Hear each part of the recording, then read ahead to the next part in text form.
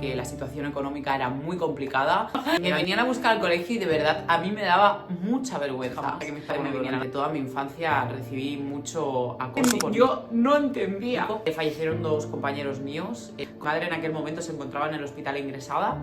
¿Qué para engordarte? De chocolate altos en proteína.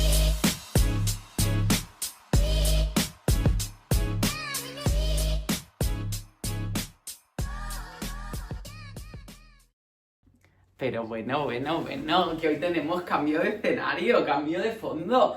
Pero es que he decidido que era ideal grabar este vídeo aquí en la cama, porque este vídeo va a ser mucho más íntimo de lo que he venido haciendo hasta ahora. Y dónde mejor que en la cama para lo que viene siendo intimidades. Pero no sean mal pensada, amiga, porque no va por ahí la cosa, sino que en este vídeo lo que os quiero hablar es sobre mí y os quiero contar mis raíces, para que me conozcáis un poquito más y para que sepáis toda mi historia, desde el inicio de los inicios de los inicios. Y bueno, hace unos años ya subí un vídeo de mi historia, pero creo que hay que explicar la versión 2.0 desde el punto en el cual me encuentro ahora mismo. Y creo que este vídeo te va a gustar, así que quédate para verlo, porque vais a conocer a Lorena desde el principio de los tiempos. Hace años ya de eso, me hago mayor. Bueno, pues me llamo Lorena Martínez Cintiado, nací hace 33 años en Badalona, que es una ciudad muy cerquita de Barcelona, que desde aquí mando un beso muy grande a toda la gente que me siga de Badalona. Amo mi ciudad máximamente.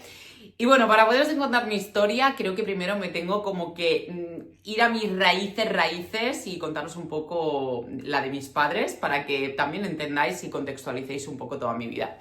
Mi madre, la familia de mi madre eran de Extremadura y cuando ella era muy chiquitita emigraron para Cataluña porque la situación económica era muy complicada, eran tiempos muy difíciles en España y mi abuelo encontró trabajo en una central eléctrica, una de las centrales eléctricas que es muy conocida en Badalona, que son las Tres Torres, que siempre salen en el Skyline, y se vinieron a vivir a Cataluña. Con la cosa de que fueron a una zona de Badalona, ¿vale? Donde yo me he criado y donde mis padres se conocieron. Y es Plaza Badalona. Yo no sé si la gente que sea de la zona lo conoce. Bueno, de clase media-baja, ¿vale? Es un bloque muy grande, un barrio con una plaza y hay muchas porterías, pisos pequeños, todos muy iguales. No sé si de la posguerra, no sé. Pero bueno, que una zona pues bastante humilde, digamos, ¿vale? Para decirlo así y que no se ofenda a nadie. Total, que mi madre vivía en una portería y mi padre vivía en otra y allí se conocieron y se independizaron a otro piso en la misma zona, en el mismo barrio donde se había criado mi padre y donde mi madre se había mudado. Mi abuelo, el padre de mi padre, era pintor artístico y se dedicó toda su vida al arte. De hecho, era una de las figuras más importantes del Museo de Badalona y una persona muy respetada en Badalona porque toda la vida se ha estado dedicando a eso. Y bueno, mi padre pues se crió en un ambiente como muy moderno también, por así decirlo. Y de hecho mi padre también pues tiene parte de su talento y él con el tema de la música puede tocar cualquier instrumento, o sea, es una pasada, sabe tocar el piano, la trompeta, todo, y le gusta muchísimo componer. Y de hecho cuando era joven tenía un grupo de rock. Y ahí, bueno, pues era la época en mis padres pues se conocieron más, empezaron su relación, ya se independizaron y todo eso. Y la verdad es lo que os digo, o sea, siempre han sido como muy adelantados a su época. Mi madre llevaba un rollazo vistiendo, o sea, eran muy guays. Y no lo digo yo porque sean mis padres, sino porque es que eran muy guays. Ellos tenían su furgo, tenían un rollito así como hippie, pero a la vez muy modernos y muy guays. Y bueno, unos años antes de que yo naciera, mis padres decidieron emprender un negocio, porque a mi padre le dio el venazo de estudiar diseño de moda y patronaje y montaron un emprendimiento que ahora lo pienso y digo, tío, es que fueron visionarios. Supieron ver ahí un nicho de mercado que no estaba para nada explotado y muy complicado, que tuvieron que arriesgar muchísimo porque no se pusieron a diseñar camisetas y vestidos, ¿no? Ellos eran diseñadores de ropa interior y de corsetería erótica. O sea, de ya no solo pues picardías, ligas, ligueros y todo eso, sino pues también ropa para lo que en aquel momento era algo muy poco común. Estamos hablando de finales de los años 80, principios de los 90, o sea, la mentalidad era muy distinta. pero también pues la ropa para drag queens, para travestis, para shows de desnudos, y realmente, y no porque tuvieran ni mucho menos relación con ese mundo ni nada de eso, pero vieron ahí que había una necesidad y mi padre se puso a estudiar eso, se cogieron un taller en una zona de Badalona que estaba entre huertos y se pusieron a emprender. La cuestión es que le dedicaban una cantidad de horas increíble, o sea, se desvivían por su negocio. De hecho, el taller ese lo tenían habituado para poder vivir allí, tenían cocina, tenían de todo porque se pasaban todas las horas, hacían todo el proceso. Mi padre el patronaje, la parte de comercial e ir por todas las tiendas de corsetería por toda Barcelona a venderlo, mi madre la acompañaba, mi madre cosía, mi tía también, o sea, era como que su negocio se dedicaron y se volcaron al 100% y les fue francamente muy bien. Entonces ya llegó el momento de ese emprendimiento que necesitaban expandirse, necesitaban contratar a más personal, necesitaban crecer, aumentar la infraestructura, todo, y allí empezó mi madre a tener problemas de salud. Ya tenía 34 años, yo ya era un moco, ya era pequeñita, ya había nacido y tuvo su primer cáncer de mama que le tocó muy joven. Entonces, ¿qué pasó? Que al final, pues bueno, ya sabéis lo que requiere. Mi padre estaba muy enfocado en su recuperación, ellos eran el pulmón del negocio y cada vez que tenía que estar mi madre yendo a radioterapia o haciéndose alguna intervención, porque en ese momento le hicieron una mastectomía completa del pecho, yo era muy pequeña, mis padres tenían que parar todo el negocio, entonces realmente les hubiera funcionado muy bien, pero fue un momento crítico de la vida en la salud, entonces mis padres tuvieron que elegir. Estaban viendo que realmente cada vez que paraban el negocio siendo autónomos a nivel económico las pasaban putas, perdón, pero era muy complicado para poder mantener tanto pues, la infraestructura, para poderme pagar la educación, para todos los gastos que conlleva el tener una hija y el todo. Y entonces a mi padre le surgió una oportunidad en el sector inmobiliario, en una inmobiliaria, y entonces pues tuvieron que tomar la decisión de cerrar el negocio y de dejarlo, porque no podían dedicarle toda la energía que requiere un emprendimiento cuando empieza, y lo más sano para ellos y lo mejor y más responsable para poderme mantener a mí y poder llevar una estabilidad era dejarlo.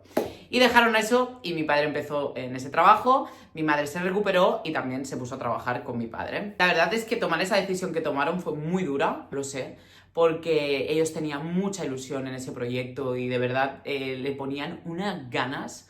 O sea, me acuerdo el taller, que es que era un tallercito metido entre huertos, que mi padre pues, lo arreglaba, le hacía cosas, tenía ahí sus máquinas y todo eso, y le invirtieron tanta ilusión y tanto esfuerzo y tanto tiempo y tantas horas que por culpa de la salud tuvieran que decir no podemos continuar así, porque realmente tenían problemas económicos. Es que al final cuando tú paralizas tu negocio y cuando tú eres el pulmón de tu negocio, tienes que parar todo. Y entonces tuvieron que tomar esa decisión y yo los admiro muchísimo, primero de todo por la idea tan visionaria que tuvieron en aquel momento y los cojones que le echaron, porque tú ponte en esa época a ponerte a hacer ropa interior erótica, a irte a vender por ahí. De hecho, pues ha habido muchos así conocidillos del mundo de que yo no los conozco mucho, pero que han llevado su ropa interior y todo, y realmente hacían unos diseños guapísimos. Mi padre tiene algunos patrones guardados y yo lo veo y digo, papá, tío, es que esos bodys, tío, me los pondría yo ahora. O sea, muy guay, muy guay.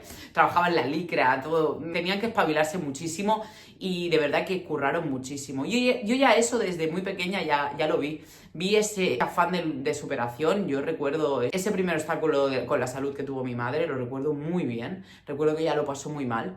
Y recuerdo que mi madre, cuando yo era pequeña, ella nunca quería demostrar o que la gente supiera que estaba mal. Mi madre ha pasado muchos problemas de salud, que ahora os iré contando, pero lo ha pasado muy mal. Y tuvo pues muchos atacazos, que decíamos, pero siempre con la cabeza arriba y adelante, luchando con la fuerza y manteniéndose ahí. Y sobre todo siempre como que no quería que el resto viera que ya estaba mal. Ella siempre iba inmaculada, bien vestida, bien arreglada, que no se le notase nada. Cuando tenía algún parón por enfermedad o lo que fuera, nadie podía saber nada porque por sus cojones todo el mundo la tenía que ver bien. Recuerdo mi infancia con un sabor agridulce. O sea, padres me querían mucho, me dieron siempre la mejor educación, me apuntaron a un colegio en un inicio privado, luego pasó a ser concertado. Ellos hacían un gran esfuerzo para pagarme ese colegio. Me da mucha pena. ¡Uy! Tía, yo me voy a poner a llorar. Me da mucha pena recordarlo porque yo sé que ellos lo han pasado muy mal, tío, han currado mucho para mí, darme la educación de ir a ese colegio en el que iba. Era un poco, pues, la oveja negra, porque todo el mundo en aquel colegio, pues, era gente que venía de una familia, pues mucho mejor posicionada, con una base quizás más de cuna, ¿no? Que vivían en zonas de una clase más alta, podríamos decir, ¿vale? Y a mí, cuando yo era pequeña, pues a mí me daba mucha vergüenza decir de dónde venía. Mis padres tenían una furgoneta, llevaban una Nissan Manette, que ahora la veo y pienso, es que te ponen los chichos de gitaneo. Me venían a buscar al colegio y de verdad a mí me daba mucha vergüenza que mis padres me vinieran a buscar a ese colegio, porque todos mis compañeros tenían, o les venía a buscar la chica que les cuidaba, o les venían a buscar con coches súper chulos, y a mí me venían a buscar con una Nissan Manette antigua. Y de hecho, durante toda mi infancia yo nunca dije dónde vivía. Mis padres me decían, no, tú no hace falta que lo digas. Mis amigas no venían a mi casa porque me daba vergüenza. Vivíamos en un piso de 30 y pico metros cuadrados, ya os digo, en Plaza Badalona, que quien conozca la zona sabe dónde es. Eran pisos muy pequeñitos, de una cocina pequeñita, un baño, 2 habitaciones, un comedor y ya, un balconcito pequeño que daba un patio de luces.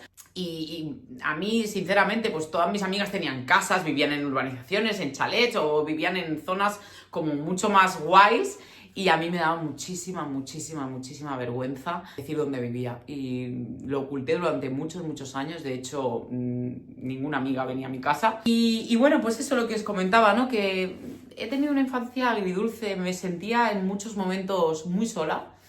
Tuve épocas con amigos en el colegio, ya os hablo de cuando tenía, pues, antes de la secundaria o antes de la ESO, ¿vale?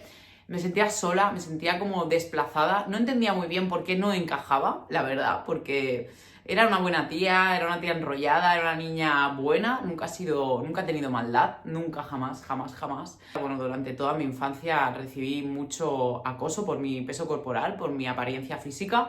Yo estaba gordita, yo no soy una niña, no soy de constitución delgada, aunque ahora me veáis así, yo pues me tengo que esforzar para estar así, pero mi constitución no lo es. Yo de pequeñita, aunque mis padres me alimentaban bien y me daban, bueno, yo no iba al comedor, yo iba a comer a casa de mi abuela todos los días, ella me venía a recoger al colegio y yo me iba a mediodía a comer con ella, y bueno, me daba lo típico que se le daba a los niños en esa época. Pues había un día que había filetes empanados, otro día macarrones, pero que no era aquello que tuviera una mala alimentación de procesados, eso nunca, mis padres nunca me han dado bollería ni nada de eso. Yo en mi bocadillo, con mi zumito de piña, de Hoover, no sé, normal. Lo que pasa que, bueno, pues estaba gordita. Y durante muchos años, pues siempre, todos los días, yo cuando bajaba al parque, todos los días me recordaban, gorda, estás gorda, obesa. Luego también pues llevaba aparato dental, me llamaban Scalestric. Luego tenía bastante vello corporal porque soy muy morena y es inevitable, y me llamaban Aznar porque tenía bigote, me llamaban Uniceg porque tenía Uniceg.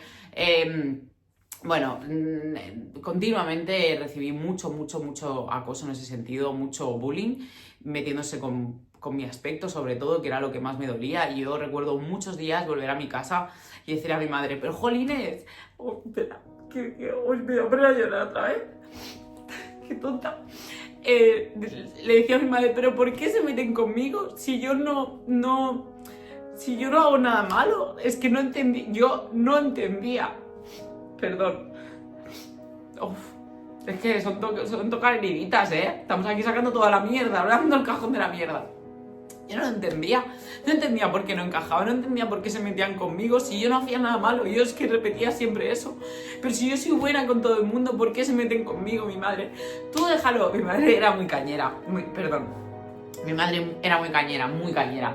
Decía, queden por culo, tú déjate de esa gente, tal, no sé qué. Siempre era como la fuerza, tú no te preocupes, tú eres guapísima. Ella siempre, de verdad que en eso me siento súper afortunada, porque vosotros no os podéis llegar a imaginar la fuerza que tenía mi madre, tío. O sea, es que yo sí que eso lo he cogido de ella, porque tenía una fuerza. Quizás mi padre durante mi infancia no estaba tan presente porque estaba trabajando muchísimo, mi madre también, pero tenía unos horarios, una jornada más reducida.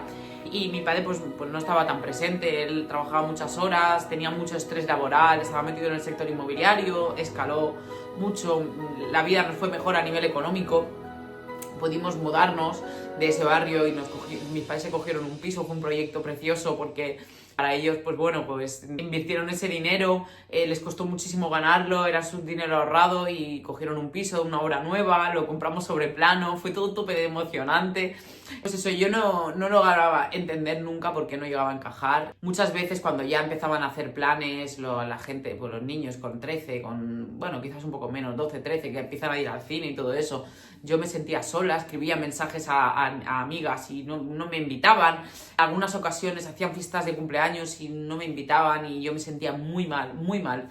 Me sentía muy sola, yo siempre decía que no tenía amigas. ¿Por qué no tenía amigas? No lo entendía, es que no lo entendía y no entendía tampoco por qué recibía tanto acoso, tanto bullying, llamando como que era, en aquel momento no tenía ese nombre, pero ¿por qué se metían tanto con mi físico? Yo no lo entendía y evidentemente yo no me sentía bien con mi físico, yo me sentía mal, me veía gorda. Ya empecé en la adolescencia pues a vestir con ropa muy ancha, ropa de chico. También en mi colegio también pasó una desgracia bastante resonada, digamos, que en unas convivencias que hicimos, que quizás gente de aquella época os podéis acordar porque fue muy polémico. Fallecieron 2 compañeros míos en una actividad de extraescolar, bueno, en unas convivencias, haciendo un deporte de barranquismo y todo, y bueno, yo estaba presente, yo lo vi con mis propios ojos, como yo tendría pues 8 años o algo así.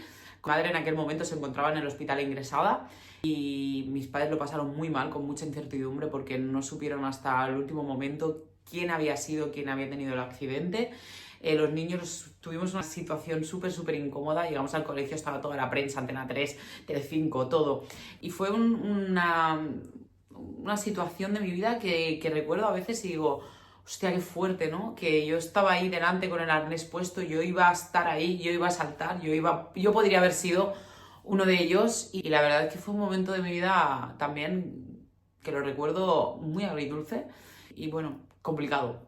Entonces ya ha llegado un poquito mi adolescencia y quizás yo analizo ahora que por la necesidad de encajar me empecé a juntar con gente bastante indeseable, la verdad. He de decir que de la época en la que os voy a hablar ahora no estoy muy orgullosa en absoluto, pero sí que es verdad que tampoco me arrepiento porque al final, a día de hoy, soy quien soy por todo lo que he vivido y esa parte de mi vida también me ha dado muchos aprendizajes, me ha dado calle, me ha dado mucha calle, porque me empecé a juntar con gente, la verdad, pues bastante mal. Bastante mal, me metí en el mundo del graffiti, me juntaba con gente pues que robaba, que fumaba, incluso, bueno, yo también lo fumaba, tampoco voy a engañar, yo ya que me abro aquí pues también me abro.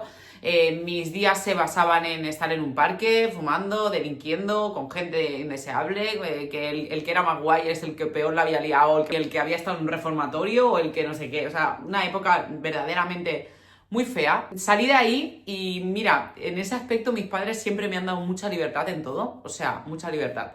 Yo tenía una confianza muy grande con mi madre, con mi padre no tanto, la verdad, o sea, voy a ser sincera. Con mi madre tenía una confianza muy grande, yo a mi madre le contaba absolutamente todo. Yo el día que perdí mi virginidad, yo llegué a mi casa y lo primero que le dije a mi madre, mamá, te tengo que contar una cosa. Mamá de la hija. Y le dije, mamá, he perdido la virginidad. Tal cual. Igual que el primer día que probé un porro, o el tabaco no, porque yo era fumadora en su momento. Tabaco no se lo dije, lo escondí durante un tiempo, pero mi madre ya lo sabía hasta que un día me dijo, ¿cuándo me vas a decir que estás fumando? Y entonces le dije, no, yo no fui, yo no fumo ahí con colonia, bueno, tenía que hacer todas las peripecias para que no se enterase que yo fumaba. Y me dijo, ¿cuándo me vas a decir que fumas? ¿Tú te piensas que la policía es tonta? Siempre me decía lo mismo. Pero bueno, a lo que iba, que yo tenía mucha confianza, mi madre sabía yo con quién me juntaba, pero es que me dejaba darme la hostia sola, tío. Es que me lo dejaba darme. Me decía, Lorena, tienes que ser consciente de que esto no está bien, de que esta gente no es buena, de que tal, de que cual, pero yo sé que tú te vas a dar cuenta. Y yo decía, esta gente no, si en verdad son súper guays, y mira, y pam, y pum, evidentemente había según qué detalles que tampoco le contaba, ¿no? Un límite. Pero fue a raíz de que hubo una pelea entre bandas, ¿vale? Porque, bueno, yo estaba metida en el mundo del graffiti, pintaba... o sea, mi día a día era hacer bocetos y dibujar en mi Blackbook, que quien le haya gustado ese mundillo un poco, pues sabrá de lo que hablo. Y para que llegase el fin de semana, porque evidentemente en ese momento pues yo estaba estudiando, estaba haciendo bachillerato, no sé qué hacía, llegaba el fin de semana para irme a pintar a una riera, a un muro o a un sitio legal o ilegal, y ponerme a pintar el boceto que había estado haciendo y juntarme con la gente, beber litrona, fumar, y eso era mi vida, ¿vale? Levantarme tarde los fines de semana, me acuerdo que me levantaba a las 12, yo que sé, tenía un sueño que era de locos. Y fue a raíz de una pelea de bandas. Yo desde los 14 años me compré una moto, tuve primero una Rieju y luego tuve una Jock. Entonces, podéis imaginar, yo era de las que llevaba el casco aquí colgado y todo eso, o sea, vamos, que no. Cosa que yo me juntaba con esa gente, pero yo no tenía maldad, o sea, que conste que yo jamás he robado, jamás he hecho nada así de ese rollo, ¿vale? Pero bueno, que me juntaba con ellos, yo era una más del barrio, que estábamos ahí en la Plaza del Sol y en San Roque y en zonas de Badalona, que bueno, barrios. Y a raíz de una pelea de bandas me destrozaron la moto, la bajé un día y tenía toda la moto destrozada en la calle y toda mi fachada pintada y todo eso. Y dije, guau, tío, aquí me tengo que alejar ya. Y me alejé. Y entonces me metí en otra época de mi vida, que no sé si mejor o peor. Pasé de una época como más delincuente a una época como más alternativa. Y dejé de estar en una plaza fumando porro y pintando grafitis a irme de raves, escuchar hardtech, drum and bass, raparme el pelo, hacerme dilataciones, llevar el septum aquí puesto, que mi pasión era ponerme delante un bafle. Es que estáis flipando, ¿verdad? Un poco. Sí, el irme a fiestas, a casas ocupas, perdidas en medio del campo y acabar a las 1000 y juntarme con gente que, bueno, que la gran mayoría de decir que de esa época todos eran de familias con mucho dinero que se habían despelujado y todo. Pero bueno, me metí ahí y estuve durante una época de mi vida de ese rollo máximo. Pero bueno, una vez más, yo misma me di cuenta de que ese no era el camino adecuado. Eso no era lo que yo quería con mi vida. Y entonces ya, a partir de ahí, ya me empecé como a centrar un poco más a nivel profesional y me empecé a decir, Lorena, te tienes que centrar porque no puedes seguir así. A todo esto, claro, todo esto que os estoy contando lo iba viviendo mientras estaba haciendo pues mi bachillerato. Yo, la verdad es que durante toda mi etapa escolar y de estudios, siempre soy una tía inteligente, no tampoco lo diga, bueno, no está feo, hay que decir las cosas buenas, oye. Soy una tía inteligente, pero no me ha gustado nunca en exceso estudiar. Sacaba buenas notas porque era inteligente, pero no... El colegio en el que estaba no me llegaba a adaptar, no me llevaba a gustar, no tenía bien claro lo que quería hacer. Durante toda mi infancia había dicho que quería ser profesora, luego me entró el venazo de que quería ser abogada, hice el bachillerato para ser abogada y en segundo de bachillerato, a último momento, cuando ya estábamos en temas SELE y todo eso, selectividad, decidí que no, que no quería.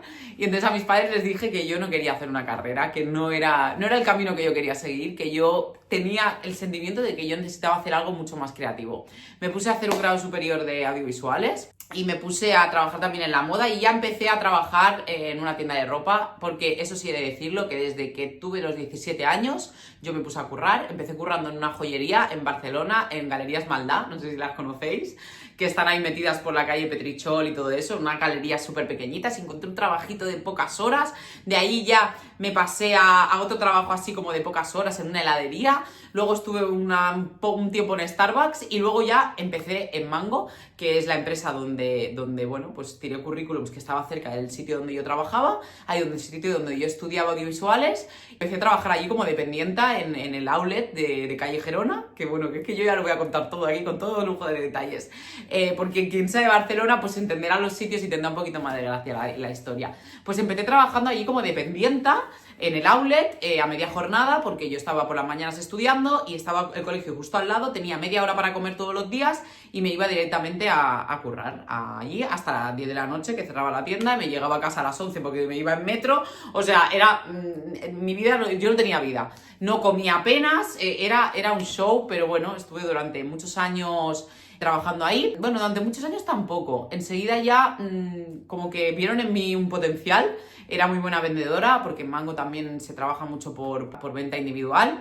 era muy buena vendedora y me ofrecieron, ya enseguida que vieron, pues supongo que pues mi potencial o no sé, la encargada ya me promocionó, estuve pues empezando a escalar dentro de la empresa, siendo tercera encargada, segunda encargada, hice una entrevista de potencial con el departamento de recursos humanos porque, bueno, entendieron que tenía pues capacidades y me fue muy bien esa entrevista y ya pasé a ser directora de tienda en una de las tiendas que estaba en una zona muy guay de Barcelona.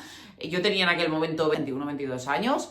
De ahí ya me promocionaron y formé parte de la apertura de la tienda más grande que hay en Barcelona de Mango, que en Paseo de Gracia, y ahí ya formé parte del equipo directivo de esa tienda y fui la directora de la primera tienda Kids en España, en Barcelona. Y bueno, la verdad es que estaba en pleno crecimiento en la empresa, a nivel económico estaba muy bien, estaba muy cómoda.